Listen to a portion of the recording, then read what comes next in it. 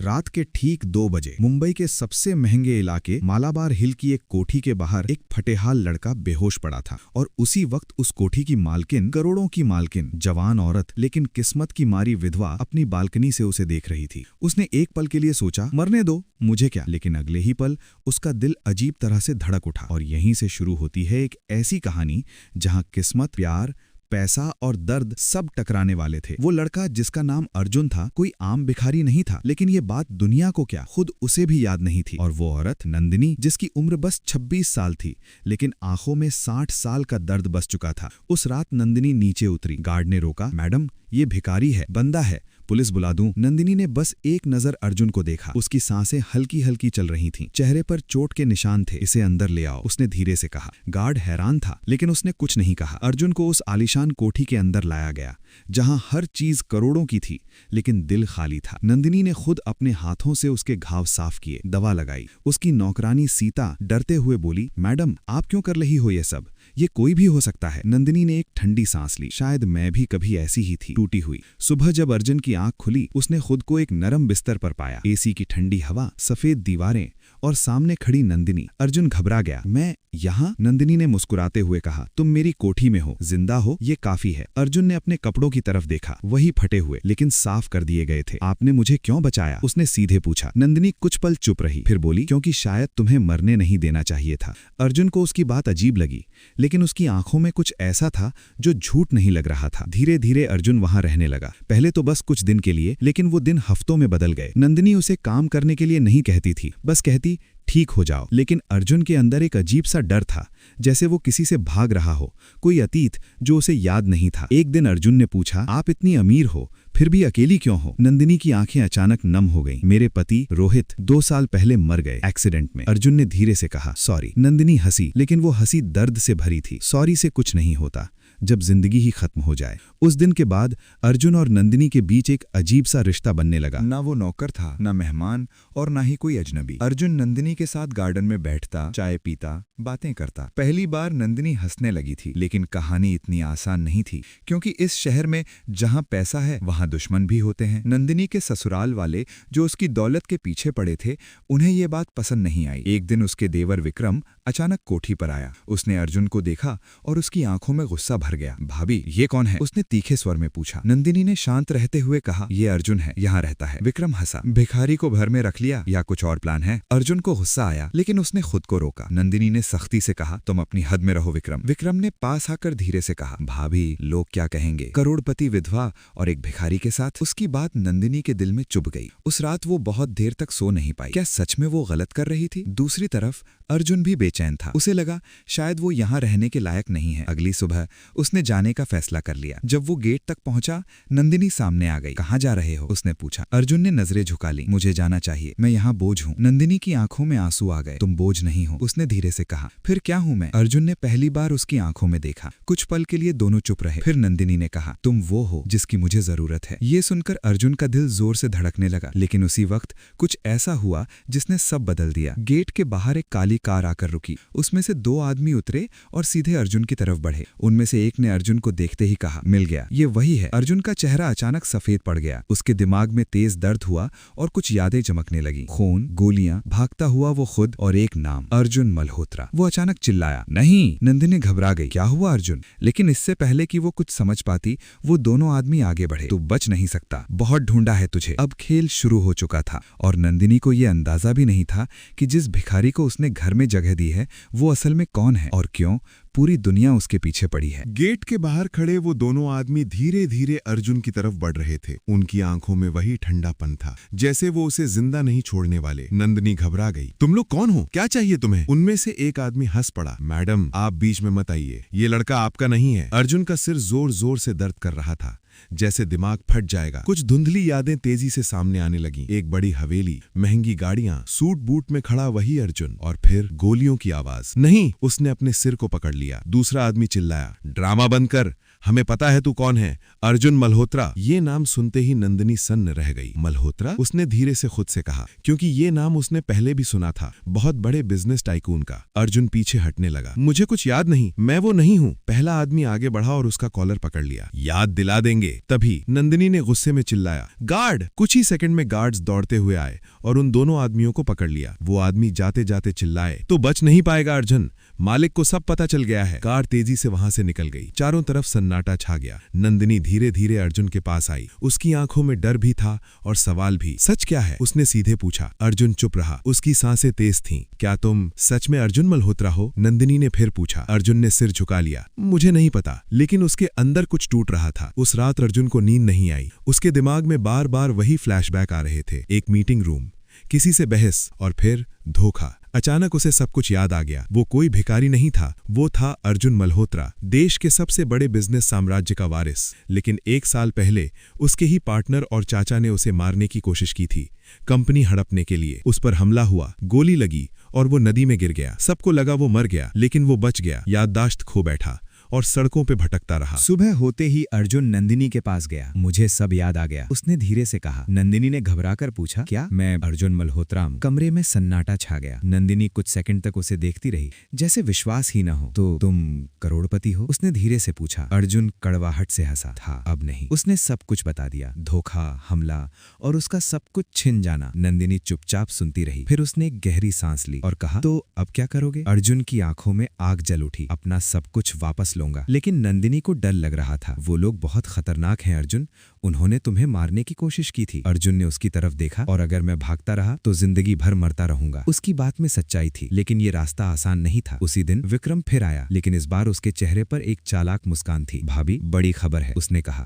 नंदिनी ने ठंडे स्वर में पूछा, क्या? विक्रम ने अर्जुन की तरफ देखा और हंसते हुए बोला, आपका ये भिखारी असल में करोड़पति निकला। नंदिनी चौंक गई। तुम्हें कैसे पता? विक्रम ने फोन निकाला और एक न्यूज दिखाई। मशहूर बिजनेसमैन अर्जुन मल्होत्रा जिंदा है। सूत्रों के अनुसार वो मुंबई में छुपा हुआ है। नंदिनी और अर्जुन दोनों सन्न रह गए। विक्रम ने धीरे से कहा, और मुझे पूरा यकीन है वो यही है। अब खतरा और बढ़ चुका था। अर्जुन ने नंदिनी को अलग ले जाकर कहा, मुझे यहाँ से जाना होगा, तुम्हारी वजह से तुम्हें खतरा होगा। नंदिनी की आंखें भर आईं। तो तुम चले जाओगे? उसने धीमे स्वर में पूछा। अर्जुन कुछ नहीं बोला, लेकिन उसके दिल में भी दर्द था। मैं तुम्हें खोना नहीं चाहता, उसने पहली बार सच बोला। नंदिनी का दिल जोर से धड़कने लगा। तुम मत जाओ, उसने कहा। दोनों एक दूसरे को देख रहे थे, लेकिन किस्मत को कुछ और ही मंजूर था। उसी वक्त कोठी के बाहर गोलियों की आवाज गूंज उठी। धड़ाम। गार्ड्स चिल्लाने लगे, हमले हो गया। अर्जुन ने तुरंत नंदिनी का हाथ पकड़ा। नीचे झुको। चारों तरफ अफरा तफरी मच गई। वो लोग वापस आ चुके थे, इस बार खत्म करने के लिए। और अब नंदिनी भी इस खेल का हिस्सा बन चुकी थी। गोलियों की आवाज पूरे बंगले में गूंज रही थी। शीशे टूट रहे थे, गार्ड्स भाग दौड़ कर रहे थे और मौत जैसे दरवाजे पर खड़ी थी। नंदिनी का हाथ कांप रहा था। अर्जुन ने उसे अपनी तरफ खींच लिया। डरो मत, मैं हूं। लेकिन सच ये था कि इस बार मामला बहुत बड़ा था। बाहर करीब 8-10 हथियारबंद लोग घुस चुके थे। अर्जुन मल्होत्रा को जिंदा नहीं छोड़ना, किसी ने चिल्लाया। अर्जुन की आंखों में खून उतर आया। अब भागने का वक्त खत्म, उसने दांत भींच कर कहा। उसने पास पड़ी एक लोहे की रॉड उठाई और नंदिनी से बोला, तुम ऊपर जाओ, कमरे में लॉक हो जाओ। नंदिनी ने सिर हिलाया। नहीं,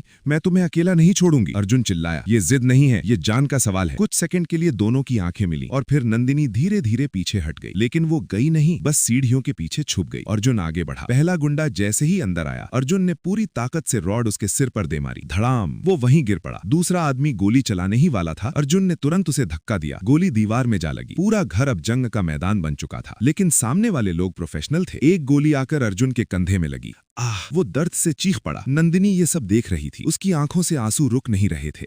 बस करो, वो अचानक बाहर आ गई। सबकी नजरें उसकी तरफ गईं। एक गुंडा हंसा। ओह, करोड़पति विधवा भी मिल गई। उसने नंदिनी को पकड़ लिया और बंदूक उसके सिर पर रख दी। अब देखता हूँ अर्जुन मल्होत्रा कैसे बचाता है। अर्जुन रुक गया। उसका खून बह रहा था, लेकिन आंखों में सिर्फ आग थी। उसे छोड़ दो, उसने भारी आवाज में कहा। गुंडा हंसा। पहले तू हथियार फेंक। अर्जुन ने धीरे धीरे रॉड नीचे रख दी। उसका हर कदम नंदिनी की तरफ था, लेकिन वो मजबूर था। तभी पीछे से गार्ड्स ने हमला किया और एक पल के लिए ध्यान भटक गया। अर्जुन ने मौका देखा और झपटकर उस गुंडे पर टूट पड़ा। धड़ाम, नंदिनी छूट गई। लेकिन उसी वक्त एक और गोली चली। इस बार गोली नंदिनी को लगी। सब कुछ जैसे रुक गया। नंदिनी, अर्जुन चिल्लाया। वो जमीन पर गिर गई। उसके कपड़े खून से लाल हो गए। अर्जुन का दिमाग सुन्न हो गया। उसने पागलों की तरह हमला करना शुरू कर दिया। एक एक को गिराता गया। कुछ ही मिनटों में सारे गुंडे भाग चुके थे। घर में बस सन्नाटा था और फर्श पर पड़ी नंदिनी। अर्जुन उसके पास दौड़ा, उसे अपनी गोद में लिया। कुछ नहीं होगा, मैं हूं, उसकी आवाज कांप रही थी। नंदिनी मुश्किल दिल से मुस्कुराई। तुम गए क्यों नहीं? उसने धीरे से पूछा। अर्जुन की आंखों से आंसू गिरने लगे। क्योंकि मैं तुमसे। वो रुक गया। पहली बार उसे एहसास हुआ ये सिर्फ जिम्मेदारी नहीं थी, ये प्यार था। मैं तुमसे प्यार करता हूँ, उसने आखिर कह दिया। नंदिनी की आंखों में आंसू आ गए, लेकिन इस बार वो खुशी के थे। मुझे पहले से पता था, उसने धीमे से कहा। अर्जुन ने तुरंत उसे उठाया। हम अस्पताल जा रहे हैं। वो उसे लेकर बाहर भागा। उस रात अस्पताल के बाहर अर्जुन पहली बार पूरी तरह टूट गया। एक तरफ उसका अतीत दुश्मन बदला और दूसरी तरफ नंदिनी की जिंदगी। डॉक्टर बाहर आए। गोली दिल के पास लगी है, हालत बहुत गंभीर है। अर्जुन की सांसें रुक गईं। उसने सिर पकड़ लिया। भगवान, सब कुछ ले लो, बस इसे बचा लो। घंटों बीत गए, हर सेकंड जैसे साल बन गया। आखिरकार ऑपरेशन खत्म हुआ। डॉक्टर बाहर आए। अर्जुन दौड़ा। कैसी है वो? डॉक्टर ने गहरी सांस ली। अभी खतरे से बाहर है, लेकिन क्या? अर्जुन घबरा गया। अगर अगले 24 घंटे में होश नहीं आया तो? डॉक्टर चुप हो गया। अर्जुन की दुनिया जैसे रुक गई। वो आईसीयू के बाहर बैठ गया। उसके हाथ खून से सने थे, लेकिन उसे परवाह नहीं थी। बस एक ही डर था, कहीं वो उसे खो न दे। और उसी वक्त एक नई खबर आई। फोन बजा। स्क्रीन पर एक अनजान नंबर था। अर्जुन ने उठाया। दूसरी तरफ से आवाज आई, गेम अभी खत्म नहीं हुआ अर्जुन, अगला निशाना नंदिनी है। अर्जुन की आंखों में खून उतर आया। अगर उसे कुछ हुआ तो मैं तुम सबको खत्म कर दूंगा। दूसरी तरफ से हंसी आई। तो आजा अपने असली घर मल्होत्रा हाउस। अब फैसला हो चुका था, या तो वो सब खत्म करेगा या खुद खत्म हो जाएगा, लेकिन इस बार वो भागेगा नहीं। अस्पताल के बाहर बैठा अर्जुन घड़ी की टिक टिक को ऐसे सुन रहा था जैसे हर सेकंड उसकी सांसें छीन रहा हो। आईसीयू के अंदर नंदिनी जिंदगी और मौत के बीच झूल रही थी, और बाहर बैठा अर्जुन पहली बार खुद को इतना कमजोर महसूस कर रहा था। उसके हाथ अब भी खून से सने थे, लेकिन वो बार बार वही पल याद कर रहा था जब गोली नंदिनी को लगी थी। अगर मैं उसे दूर भेज देता तो ये सब नहीं होता। उसके अंदर एक ही बात बार बार गूंज रही थी। तभी डॉक्टर फिर बाहर आए। अर्जुन तुरंत खड़ा हो गया। कैसी है वो? डॉक्टर ने गंभीर चेहरे से कहा। अभी हालत स्थिर है, लेकिन दिमाग पर गहरा असर पड़ा है। होश आएगा या नहीं कुछ कह नहीं सकते। ये सुनते ही अर्जुन के पैरों तले जमीन खिसक गई। वो धीरे धीरे कुर्सी पर बैठ गया और पहली बार उसकी आंखों से आंसू खुलकर बहने लगे। उसने सिर झुकाकर कहा, भगवान, मैं कभी कुछ नहीं मांगा, आज पहली बार मांग रहा हूँ, उसे बचा लो। लेकिन उसी वक्त उसके फोन की स्क्रीन फिर से चमकी। वही अनजान नंबर। अर्जुन ने इस बार गुस्से में फोन उठाया। कौन है तू? दूसरी तरफ से ठंडी हंसी आई। इतनी जल्दी भूल गया अर्जुन? मैं हूँ तेरा अपना, तेरे खून का रिश्ता। अर्जुन की आंखें सिकुड़ गईं। चाचा, उसने दांत भींचते हुए कहा। शाबाश, याद आ गया। उस आदमी की आवाज में जहर था। तू बच गया, ये मेरी गलती थी, लेकिन अब नहीं। अर्जुन खड़ा हो गया। उसका गुस्सा अब उबल रहा था। अगर नंदिनी को कुछ हुआ तो मैं तुझे जिंदा नहीं छोड़ूंगा। चाचा जोर से हंसा। पहले खुद को तो बचा ले, और हाँ, अगर उसे बचाना है तो मल्होत्रा हाउस आजा अकेले। कॉल कट गया। अब अर्जुन के सामने दो रास्ते थे। एक, नंदिनी के पास बैठा रहे और उसके होश में आने का इंतजार करे। दूसरा, अपने दुश्मनों का सामना करे और इस खेल को हमेशा के लिए खत्म कर दे। उसने आईसीयू के कांच के पार नंदिनी को देखा। वो बिल्कुल शांत पड़ी थी, मशीनों के सहारे सांस ले रही थी। अर्जुन धीरे से अंदर गया। उसने उसका हाथ पकड़ा जो ठंडा था। तुमने कहा था मैं मत जाऊं, उसकी आवाज टूट रही थी। लेकिन अगर मैं आज नहीं गया तो वो लोग तुम्हें कभी नहीं छोड़ेंगे। उसने उसके माथे को चूमा। मैं वापस आऊंगा, वादा है। और फिर वो मुड़ गया। उसकी आंखों में अब आंसू नहीं थे, सिर्फ आग थी। रात के 11 बजे मल्होत्रा हाउस, वो वही जगह थी जहां से सब शुरू हुआ था और शायद यहीं खत्म होने वाला था। बड़ा सा गेट, अंदर अंधेरा और हर कोने में खतरा। अर्जुन अंदर घुसा। मैं आ गया, उसने जोर से कहा। अचानक चारों तरफ लाइट्स जल उठी और सामने उसका चाचा खड़ा था, साथ में उसका पार्टनर राजीव। दोनों के चेहरे पर जीत की मुस्कान थी। वेलकम बैक अर्जुन, चाचा ने ताली बजाते हुए कहा। अर्जुन ने चारों तरफ देखा। हर तरफ हथियार बंद लोग खड़े थे, लेकिन इस बार वो डरा नहीं। खेल खत्म करने आया हूँ, उसने ठंडे स्वर में कहा। राजीव हंसा। खेल तो हमने पहले ही खत्म कर दिया था, तुझे मार कर। अर्जुन आगे बढ़ा। गलती यही हुई, तुमने मुझे जिंदा छोड़ दिया। चाचा ने गुस्से में कहा।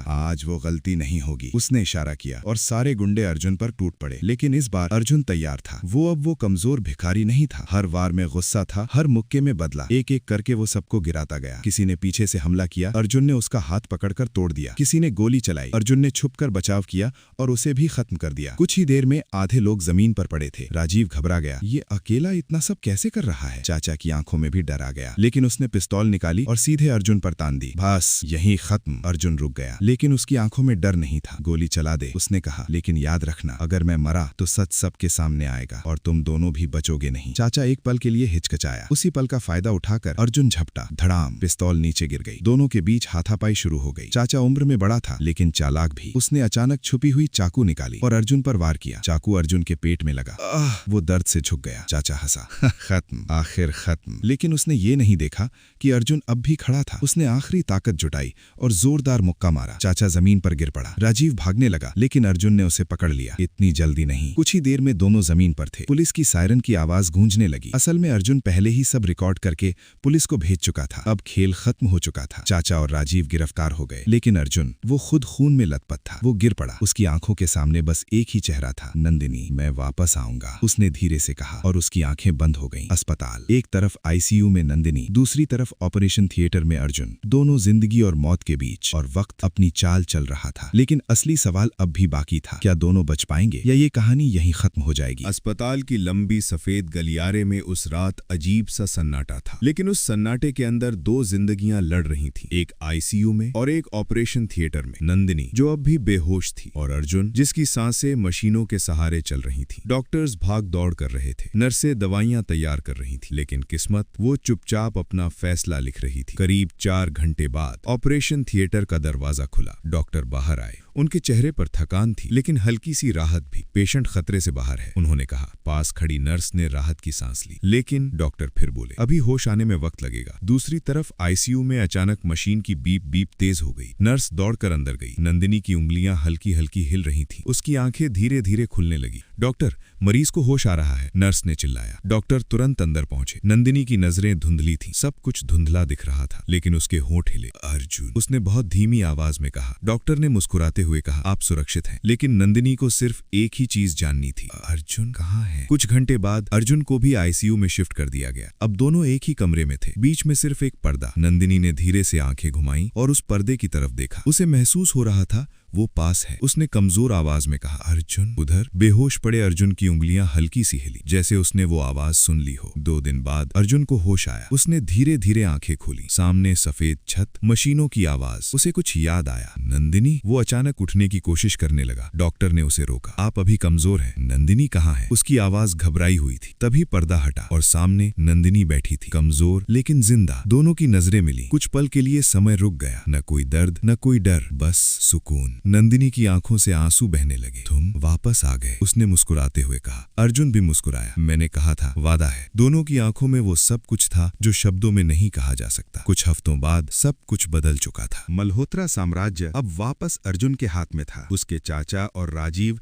जेल में थे। नंदिनी अब अकेली नहीं थी और अर्जुन अब भिखारी नहीं बल्कि फिर से करोड़पति था। लेकिन इस बार वो पहले वाला अर्जुन नहीं था। अब उसे पता था असली दौलत क्या होती है। एक दिन वही मालाबार हिल की बालकनी जहां से ये कहानी शुरू हुई थी, नंदिनी खड़ी थी और नीचे सड़क को देख रही थी। अर्जुन पीछे से आया। क्या सोच रही हो? उसने पूछा। नंदिनी हल्के से मुस्कुराई। उस रात के बारे में जब मैंने तुम्हें नीचे पड़ा देखा था। अर्जुन हंसा। अगर उस रात तुम मुझे अंदर नहीं लाती तो शायद मैं आज जिंदा नहीं होता। नंदिनी उसकी तरफ मुड़ी। और अगर तुम नहीं आते तो मैं जी ही नहीं रही थी। कुछ पल की खामोशी, फिर अर्जुन ने धीरे से उसका हाथ पकड़ा। नंदिनी, क्या तुम मेरे साथ पूरी जिंदगी बिताना चाहोगी? नंदिनी की आंखों में आंसू आ गए, लेकिन इस बार वो खुशी के थे। मैं तो उसी दिन मान गई थी जब तुमने मुझे पहली बार डरो मत कहा था। अर्जुन मुस्कुराया। उसने जेब से एक छोटा सा रिंग बॉक्स निकाला। इस बार एक करोड़पति की तरह नहीं बल्कि उस भिखारी की तरह पूछ रहा हूँ जिसके पास कुछ नहीं था सिवाय तुम्हारे। नंदिनी हंस पड़ी और रो भी पड़ी। हाँ, मुझे मंजूर है। अर्जुन ने उसे गले लगा लिया। नीचे वही सड़क थी जहाँ एक भिखारी पड़ा था और ऊपर वही बालकनी जहाँ एक टूटी हुई विधवा खड़ी थी। लेकिन आज